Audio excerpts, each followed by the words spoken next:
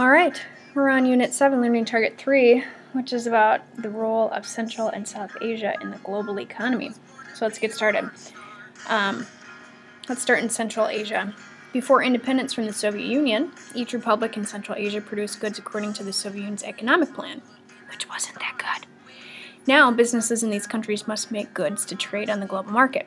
Countries like Azerbaijan, and Kazakhstan have had economic success because they have valuable energy resources to trade. Encouraging economic growth has been difficult. Many people in this region are poor and can't find a job, and some people are frustrated and want the government to improve the economy. They also have some environmental problems, like most countries in the world.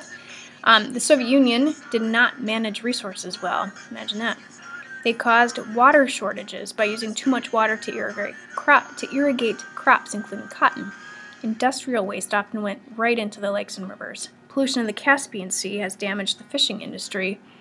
Cleaning up that pollution is expensive, so they don't do it. Some Central Asian countries still rely on cotton as their important export, but governments must balance protecting the environment with their other responsibilities. And political corruption is actually a problem of the economy. We've talked about this before too, that political problems can create problems in the economy. Corruption is a serious problem in most countries in these regions. Government officials take money for themselves, and that money was meant to build schools and hospitals and help the economy grow. To improve their economies, these countries need to start improving their schools, roads, and bridges. But to make these improvements, the governments will need to fight corruption. Alright, we're done with Central Asia. That was fast. Let's move on to South Asia. Basically, we're going to look at some of their problems and then how they've tried to fix it. So let's look at poverty, which is the state of being poor. Much of the region remains very poor, despite efforts to industrialize and diversify their economy. Although Pakistan's economy has grown in recent years, its increasing population cuts into these economic gains. Many of the citizens live in poverty. Bangladesh is the poorest country in South Asia. However, it has a strong textile industry. Microcredit banks have also helped pull many people in that country out of poverty. Let's look at trade and technology in India. Indian government policies have emphasized trade and technology to get out of poverty for their people. The government has lowered trade barriers, but tariffs on food products remain high. It has also signed trade agreements with other countries in South Asia. Trade agreements are things like, if you remember, NAFTA, the North American Free Trade Agreement. Trade has helped give India one of the world's fastest growing economies. Today, about 100 million Indians can afford goods like TVs and washing machines. In the 1990s, the government began building software technology parks. Here, workers create computer software for worldwide export. India is also providing software services to companies all over the world. For example, companies in Europe and the United States have found it cheaper to send many computer-related tasks to workers outside of the company. And you've heard this word before, it's a vocab word. This practice is called outsourcing. India's economy and its skilled workforce have benefited from this practice. India has put its high-tech skills to work in another area, space. The country launched many satellites into orbit around Earth for other countries. In 2008, they successfully landed a space probe on the moon. Alright, let's look at agriculture in South Asia.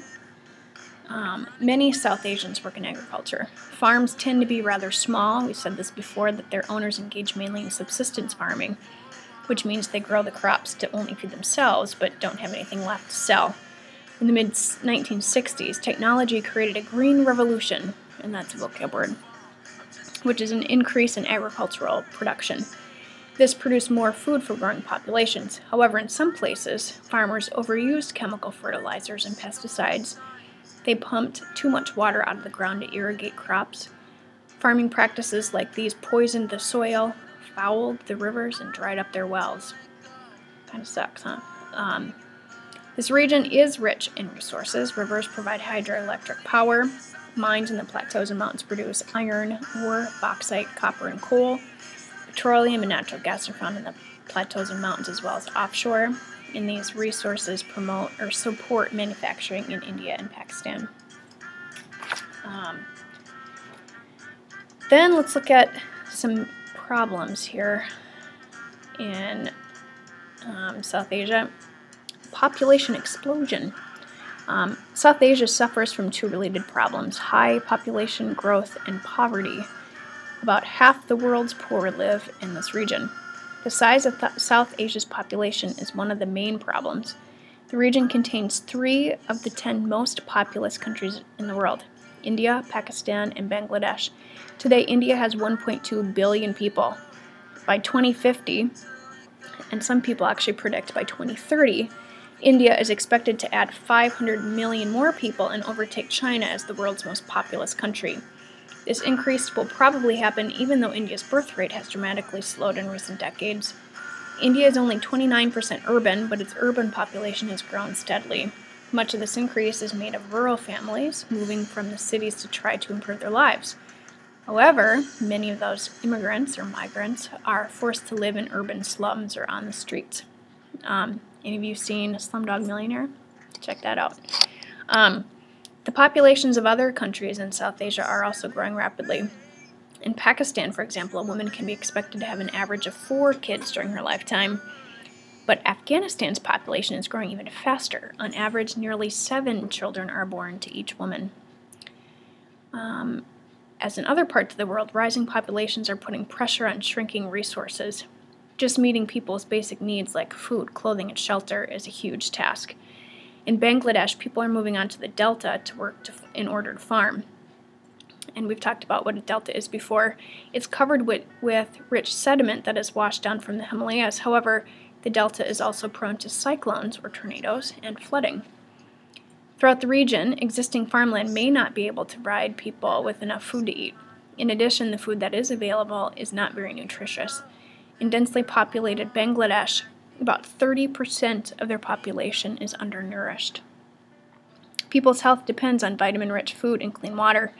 Clean water is another scarce resource in much of South Asia. Rivers are being dammed and water is being pumped out of the ground to irrigate crops. These actions reduce the amount of drinking water available to these growing populations. Our next problem here is pollution. South Asia's rivers are also polluted. Industries dump chemicals and other waste into them. Cities and villages foul them with raw sewage. Ugh. For this reason, South Asians face a high risk of waterborne diseases. The Ganges River is one of the most heavily polluted rivers in the world, yet people wash their clothes in it, bathe in it, and drink in it. Much of the air pollution in South Asia comes from factories, power plants, and vehicles. But a significant amount comes from burning of forests to make for farms, and the burning of wood and coal for cooking and heating. As a result, a blanket of pollution hovers over South Asia. Some call it the Asian brown cloud. By reflecting sunshine, it cools the land below and warms the air in the mountains. It could alter the monsoon to reduce rainfall in the dry northwest, which would be bad. Some scientists believe it is helping speed the melting of the Himalayan glaciers, and that adds to our climate change. Alright, next problem is the caste system. It's a vocab word again, that social system that we talked about. It's a very ancient feature of society in India. A caste is a social group into which people are born. In the past, it was very difficult to leave that caste. People were expected to marry within their caste, and their jobs were usually linked to that caste. People in the lower caste, who did forms of labor like cleaning toilets, were considered unclean.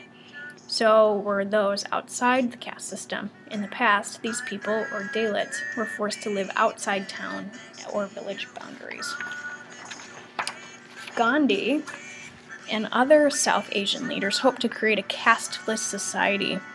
In the end, or toward that end, the constitutions of both India and Pakistan forbid discrimination based on caste. Today, the people who are once called untouchables now call themselves Dalit, meaning oppressed, and that's a vocab word.